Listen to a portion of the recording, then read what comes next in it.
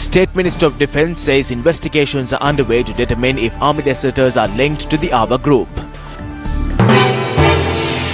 Attention focused on Caterpillar rubber factory in Alpetia following Newsfirst revelation. Police STF arrest 7 individuals who engaged in illegal sand mining activities. US President-elect Trump and Russian President Putin hold first discussion in a bid to mend ties between the two nations.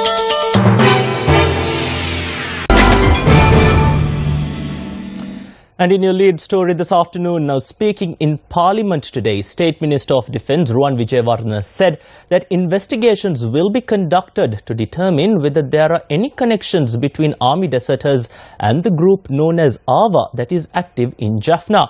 This statement was made in response to a question raised by JVP MP Anurakumara Disanayaka in Parliament today.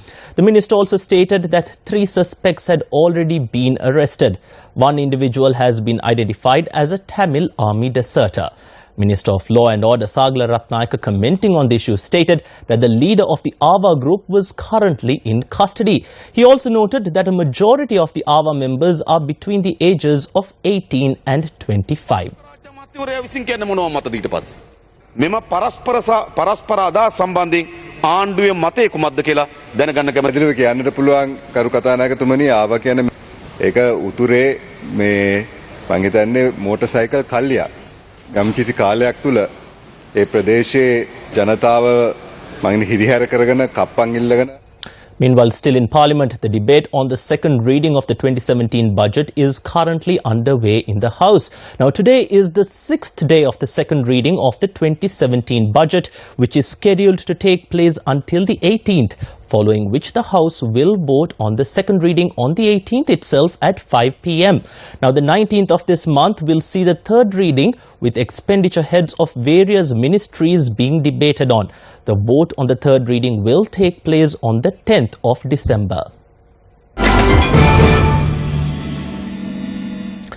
In more local news, the National Trade Union Federation convened a media briefing in Balapitia yesterday. This budget was a mixed one with good elements and bad. Now the latest topic spoken about is the increase in the water bills. On one hand, the government reduced the prices of certain goods and on the other hand increased the water utility rates. We think it is unfair to cripple the reliefs provided in such a manner. Therefore, we think that it would be wise for the government to rethink its decision about increasing the water utility rates. We also think that the amendment made to the road traffic fines is a good move if implemented in a proper manner and without any unnecessary clashes.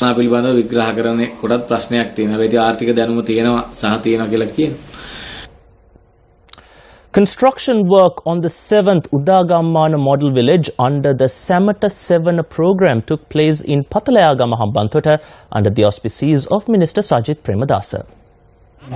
Financial aid to construct houses was provided by the minister to 40 families residing in the area.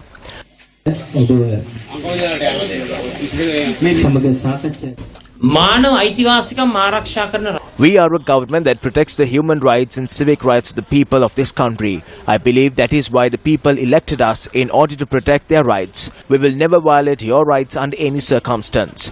There was an era in our country where the rulers plundered the funds of the treasury in order to fill their own stomachs and to protect themselves.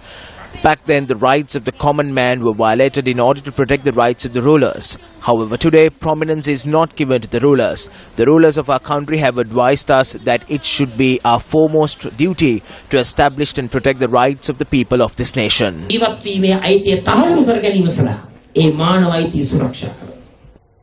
Now, Southern Provincial Councillor Pasandaya Pabewardena expressed views on the proposed amendments made to road traffic fines through the 2017 budget. In a country where discipline needs to be inculcated, I will not express a stance on whether a 2,500 rupee fine is too high or not. Fines need to be imposed. There is a notion among the public that police officers will take bribes through this. If that is the case, the solution for this issue is not for governments to reduce the amount of fines, but rather to inculcate discipline in everyone. Even if an MP or a minister commits a crime, they need to be stopped and prosecuted. In the same manner, if a police officer accepts a bribe, he needs to be suspended suspended. Once this is implemented in 3 or 4 locations across the island, on one hand, politicians will realize that they need to abide by the road rules of the country, and on the other hand, when 2 or 3 police officers are suspended for accepting bribes, other officers will realize that they need to act in a clean manner in order to protect their own name and the name of the police force. It is not right for us to protest just because the fines imposed on road rule violations has been increased. We cannot inculcate discipline in that manner.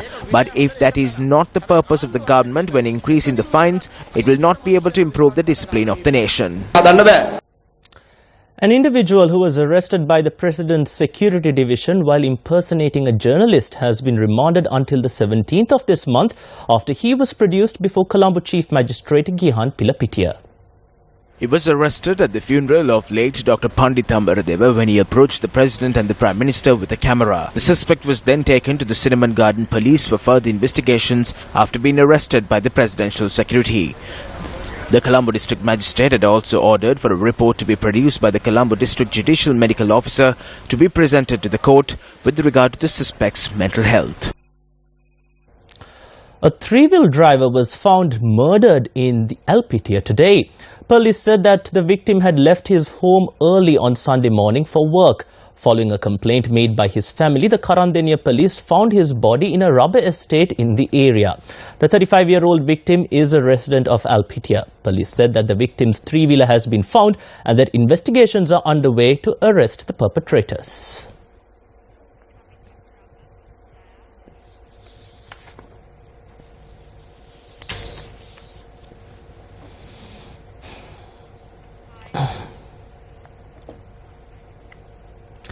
In a headline-making story this afternoon, Ministers Daya Gamage and Gayantha Karunatilaka inspected a rubber factory yesterday in Katapola, Alpitia that had been shut down. Now, this was following a revelation made during the News1st lunchtime bulletin on the 20th of October. The residents claim that this rubber factory, which was established in the year 1999, was shut down within a matter of 2 years. They charge that this resulted in a number of people losing their employment opportunities. This rubber factory, which has been constructed on 5-acre plot of land, was established under the Ministry of Home Affairs.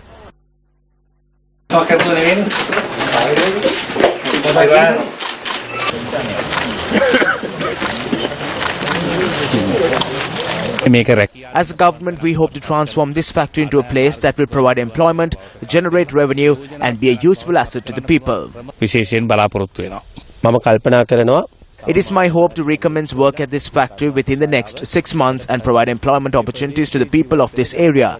It is our goal to double our exports by the year 2020. We hope to develop the rubber industry as well through this.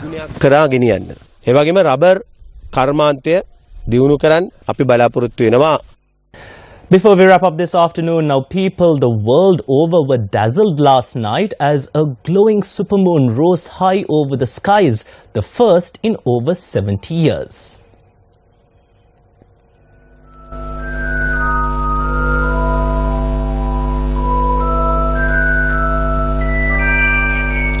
Cuba joined other cities throughout the world in supermoon sightings. From Beijing to Berlin, stargazers admired the supermoon, the largest, brightest full moon in nearly 7 decades, as it made its way across the skies.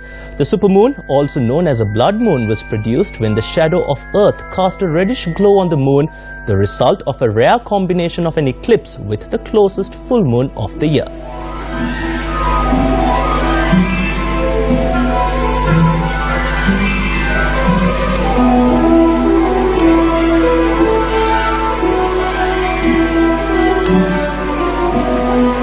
With that, we wrap up Lunchtime News. Join us again at 1:55 for more of the very latest. I'm Krishan Devsagayam for News First. Have a great afternoon.